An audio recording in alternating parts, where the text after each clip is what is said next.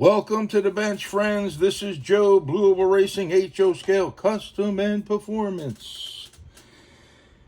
It is Thursday, June 19th, and we're having another real doozer outside.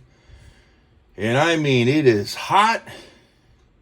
Too hot to cut the grass. How hot is too hot to cut the grass? Well, for me, if I walk out the side door at the garage and I'm sweating by the time I get to the end of the driveway, whoo, it's too hot, baby, please, baby, please. Yes, indeed, I guarantee. So, with that said, I was thinking, RTHO, the RT-600, I had in a video yesterday. I started thinking, I seen a guy in a video, I can't remember the YouTube channel. He took a wheel puller and I don't know if it was a BB or what he had. It was a wheel puller, sort of like HC slot car wheel puller. But I think the gap on each side was narrower in here. Where I think it was a BB. And he was able to use a BB and press the rivet on the back of like an Xtraction, a Auto World Xtraction, Auto World 4 gear, or your Aurora AFX non-mag and magnet traction, and your, naturally, your Aurora 4 gear. So I tried to find a gentleman's name, tried to find a video, but I had no luck. So we are going to check it out. So I have a Auto World Xtraction chassis.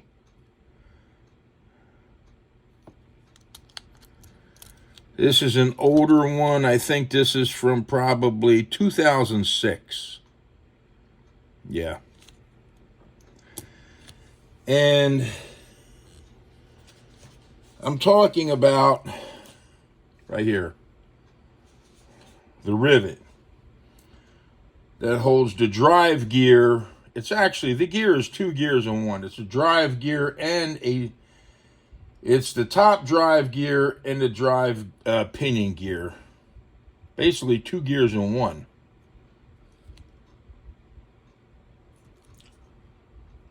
Is what I like to say.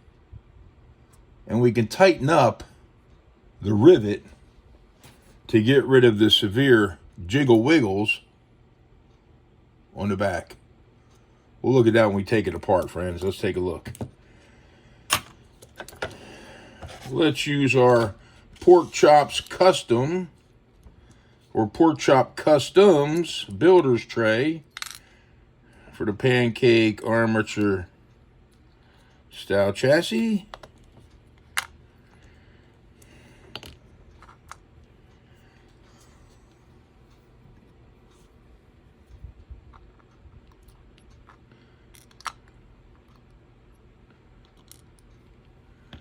Where my other tweezers went? Here they are.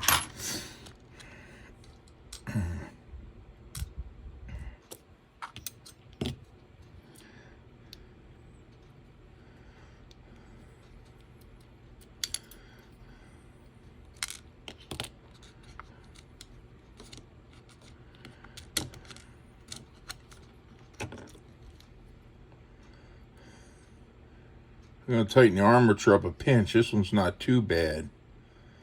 But the rear gear, this gear, it's got the good jiggles. And what we're going to do is the rivet right here. We're going to tighten that rivet up a pinch.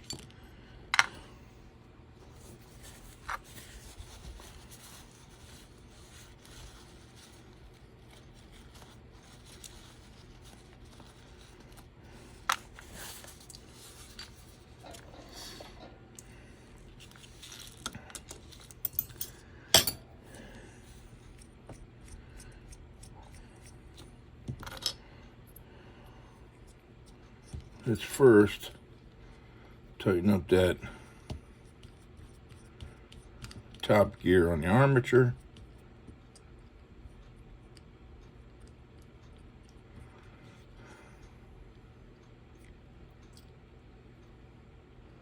It's definitely too jiggly. Yeah.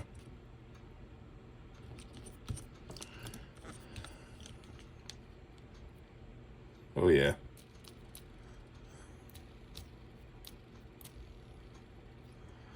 I tighten it up. Not too tight. Just a pinch. Oh, we go a little tighter actually. Watch me goof it up now. We could fix it if we do goof it up.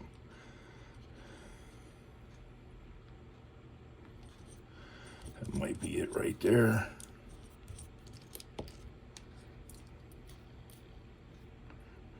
Yeah, that tightened it up enough. All right, so to tighten up the rivet,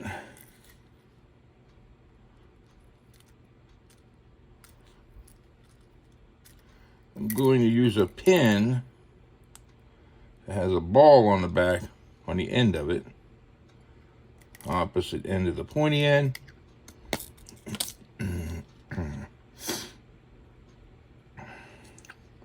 We want the ball to sit right like that. When you slide the top plate in, the ball will right on the rivet, and we'll press from the top down with the tool. In the tool, in the anvil, there's a hole. The ball will sit in that hole. We take the armature plate, slide it in this way. The rivet will go into the ball. Let me get this situated so I can see what I'm doing. Yeah, if you do it, you'll feel it. There it is, right there.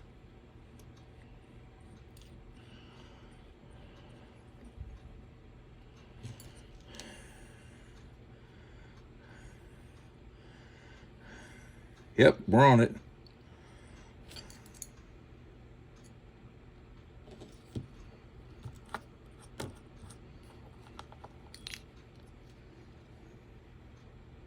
Still a little bit sloppy. Let's give it another kiss with the tool. Slide it in, you'll feel that ball go right on that cup that's on the bottom of the rivet.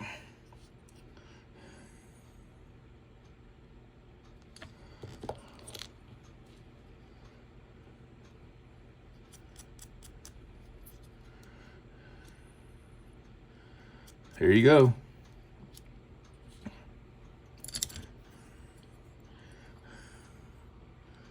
We sandwich that rivet down a pinch more by using the RT-600 press from RT-HO to flatten that rivet out with the ball. Even if you don't build cars, just tightening up all the loosey-gooseys that you may have, the tool is well worth it. I mean, I'm just speaking from how I'm looking at it. If you have a nice collection of Aurora T-jets all the way into your magnet traction, non-magnet traction, 4-gear, and all your auto worlds, and you gotta say you got 150 of just those cars. Out of 150, 145 are going to be loosey-gooseys. And you can fix all of them so they're not so loose, and the performance will be better on those chassis.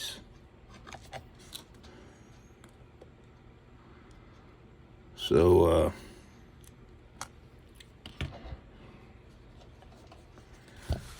That's the skinning on that. Forgot to share that with you. I was thinking about that last night. I was trying to remember where I saw that at, though. So I give the guy a shout out, but the gentleman, but he's probably not even making videos any longer. Seems like a lot of guys will start making videos and they just give up because, I don't know, I guess the viewers in the HO slot car community is not as many as the larger scale slot cars. Or may have had other reasons. So that does work for that. Definitely does.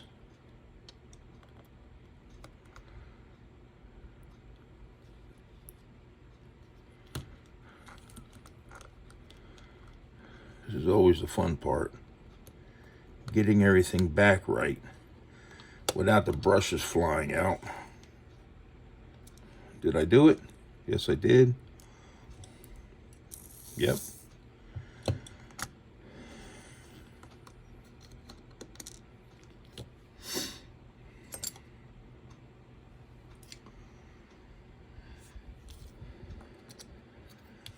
Ooh, that's bent.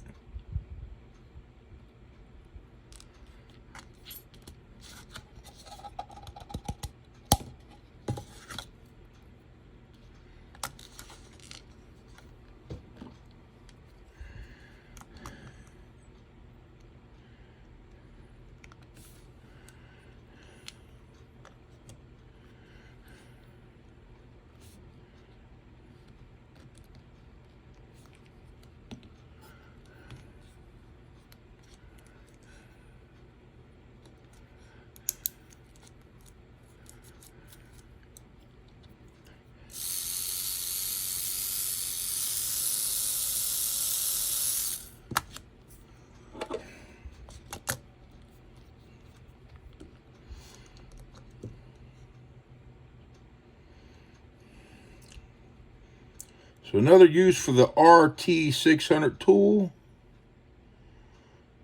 from RTHO. Please, baby, please. If you please.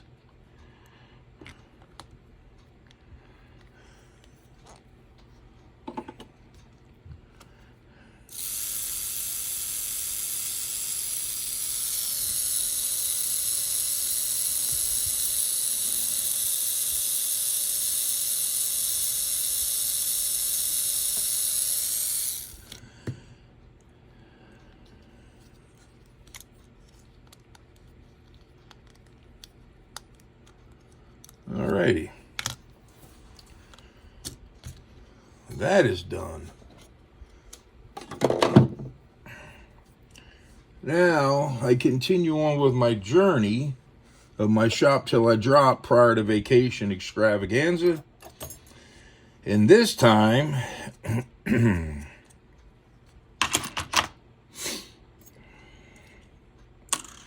it's from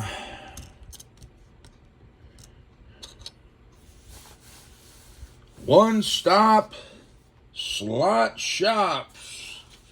Jerry, can you hear me now? I doubt he can. I don't even think Jerry watches my videos. So, I'm looking for my paperwork of my purchase. I purchased a few items. Some of them were just parts, which we're not going to get into that. One of them I find very interesting. And it was only $4.95. I'm not quite sure how to read it, though. It is a precision machined at 7/100 of an inch. Less than an inch. I think it's like, what would that be? Well, we'll look at it in a minute. 7/100 of an inch, the fray minimum. This tool is designed to fit in between the magnets on an Aurora Thunderjet, a dash chassis, and it's naturally it's going to work on a Whizjet. You're going to use it and a few other chassis. If you're going by Hopper rules or Frey rules or whatever, I think Frey rules are Hopper rules. Hopper. So it goes between the magnets, and it accurately sets the magnet distance. The edges are machined flat to prevent binding against the chassis walls.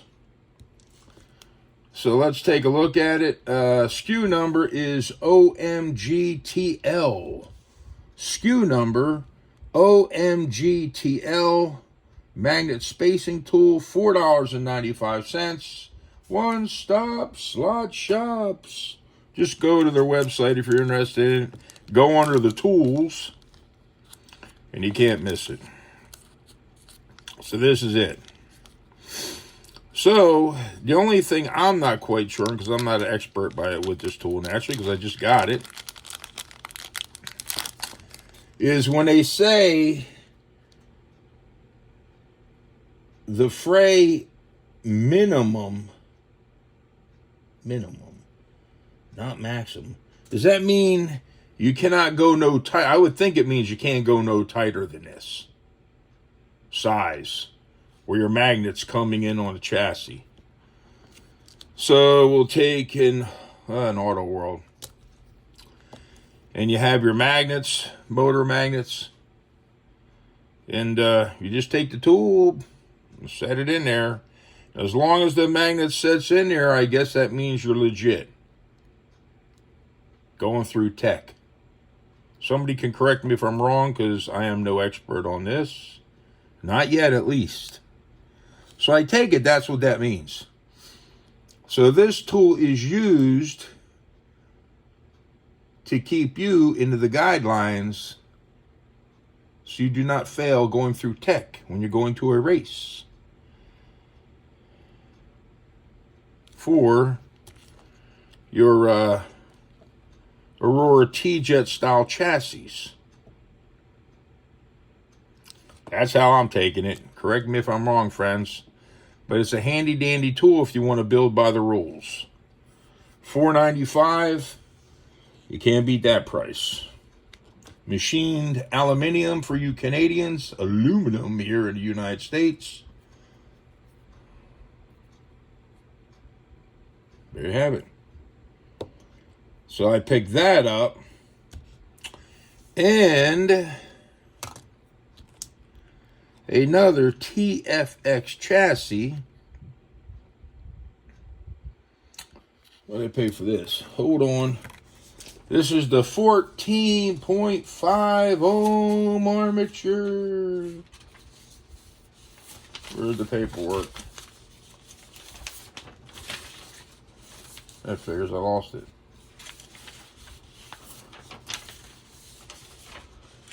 Huh.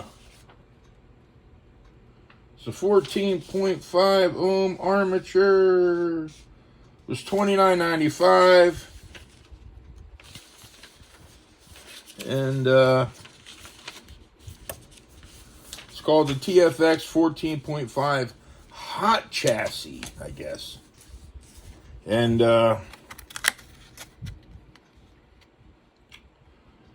it's got the 15-tooth crown gear. And the front tires are 340s and the rear tires are 352.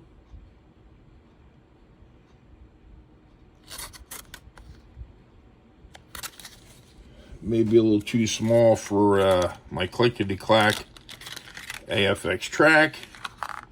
I don't think so, but there she is in all of her glory. TFX power, baby. Please, baby, please. Yes, indeed, I guarantee. Let's give it a little juice.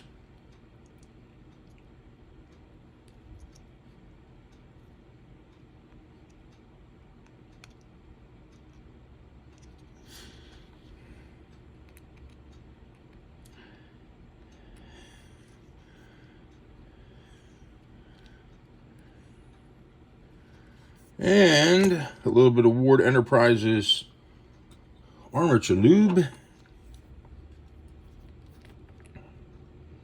can find this on Facebook. just like Pork Chops Customs with the builder pans, builder trays. Okay, we got a little bit of that on there.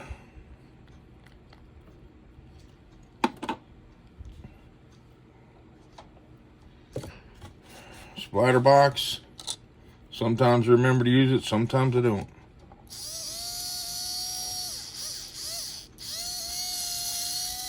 Sounds healthy.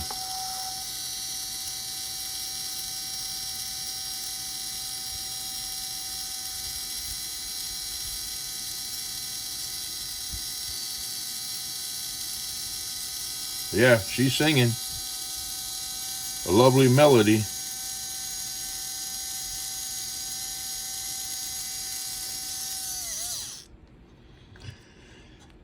All right.